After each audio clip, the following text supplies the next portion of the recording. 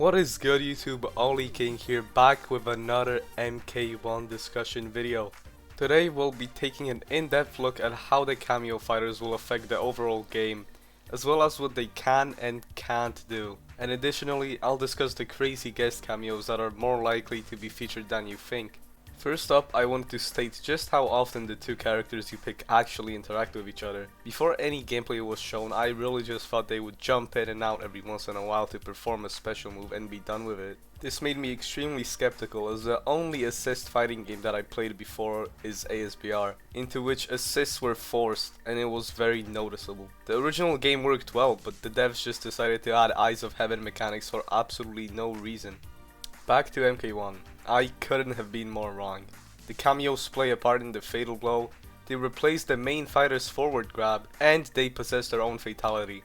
Honestly, some very innovative ideas from the dev team. Although after seeing all of that, I still wasn't convinced that they could make all matchups unique, since no words were exchanged between the duo of fighters. And they don't actually acknowledge one another's presence, as seen with most forward grabs looking like grab cancels from MK11, and fatal blows being performed in turns. That was of course until I saw Kano's laser beam move, which for some reason had me laughing hysterically.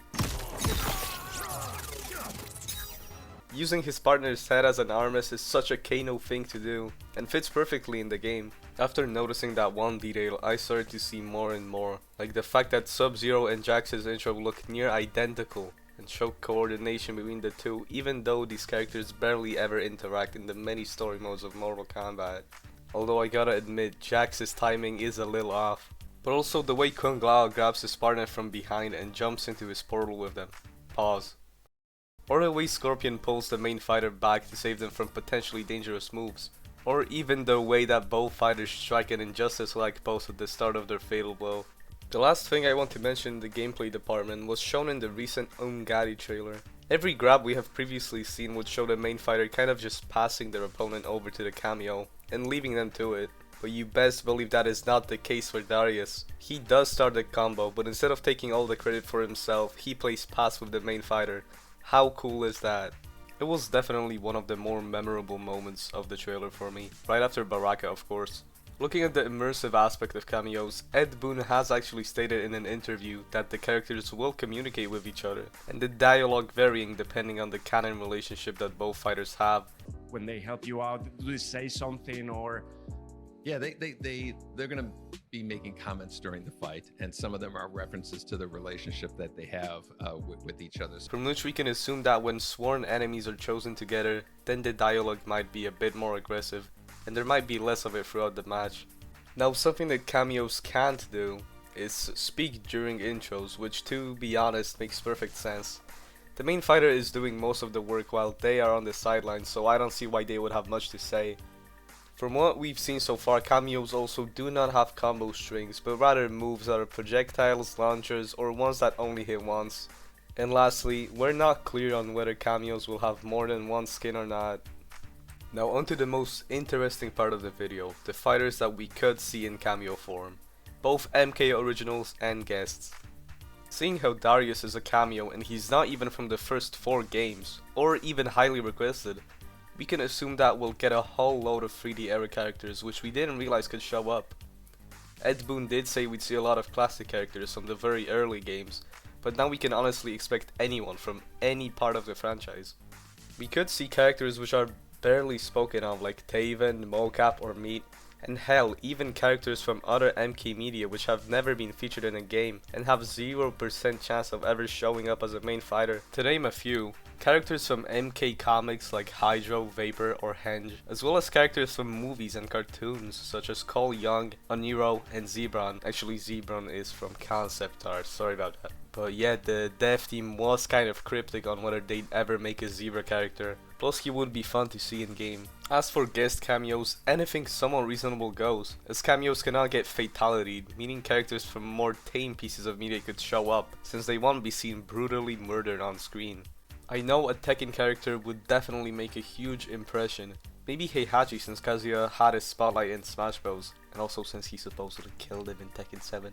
Heihachi could have some crazy moves, to name one, his electric wind god fist, and his fatality could be him performing his iconic neckbreaker. Another one which actually quite a lot of people discussed is Ghostface. Not gonna lie, the only exposure I had to him was through Dead by Daylight and one of the Scary Movie films, so I'm not really all that familiar. Yeah, that's it for Ghostface, just wanted to at least mention him. Guest cameos could also be brought into the game along with playable guests, one that is clear as day would be invincible. How are you gonna include the main character as that but not the actual protagonist? Some of his moves could even be recycled from Omni-Man as they share the exact same powers. Although Invincible is more civilized, so maybe give him some original moves that suit his personality. Before discussing the last two cameos, I wanted to state some honorable mentions. Shredder from TMNT. The Turtles made it into Injustice 2, so I don't see why not. Batman. I know he has a no killing rule, but his fatality could work like the opposite of Joker's friendship in MK11, having Joker perform it. And lastly, Ryu from Street Fighter. Not my personal pick, but a lot of people online are crying out for him. And to close off the video, I saw many people debating this one ever since I dropped the teaser thumbnail, but I really think that Godzilla as well as Kong could both make it in the game, given enough demand. Both characters would of course stay the same size. I don't know why the devs would scale them down. Then we just have a bipedal crocodile and a plain gorilla. There is a very slight chance that cameos don't even have to appear on screen, meaning we could see Godzilla, for example, use its laser beam or even have a tail sweep. Although the hitboxes would be huge, meaning it would be hard to balance, but I'm sure they could make it work. As for Kong, he could throw his battle axe, which would serve as a great anti-air. He could also have a move where he simply slams his fist on the ground, or if Shinnok doesn't make it in, give him his skeleton flick. These characters would both be very hype and perhaps the most unique characters ever featured within a fighting game. Now, in their fatalities we could definitely see them in full, as well as a backdrop specific to the fatality as seen many other times in the series. During fatal blows we could possibly see a glimpse of their feet during the posing stage, and then like a projectile attack just like showing the x-ray part. And for victory poses, I don't know, I say just don't put them on the victory pose screen. But yeah, that is all for the video. I hope you guys enjoyed as always, and I look forward to greeting you in the next video. Peace out.